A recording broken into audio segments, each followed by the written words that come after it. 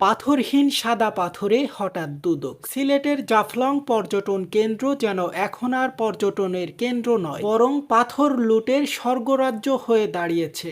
গত কয়েকদিন ধরে রাতের আধারে এখানে চলছে ব্যাপক পাথর লুট। স্থানীয় সূত্রে জানা গেছে ইতিমধ্যে কয়েক লাখ ঘনঘুট পাথর তুলে নেওয়া হয়েছে। জাফলং এর পাশের সাদা পাথর এলাকাতেও একই অবস্থা, নেই আগের মতো ঝকঝকে সাদা সৌন্দর্য। চারপাশ জুড়ে শুধু খনির দাগ আর ধুলোর স্তূপ। পরিবেশবিদদের অভিযোগ, মাত্র কয়েক মাসেই কোটি কোটি টাকার পাথর লুট হয়ে গেছে। কেউ বলছেন 200 কোটি, আবার কেউ বলছেন 500 কোটি। ভোরের আগে এবং দিনের আলো ফোটার পরও দেখা যায় বিভিন্ন মেশিন ও যন্ত্রের শব্দে কেঁপে ওঠে এলাকাগুলো।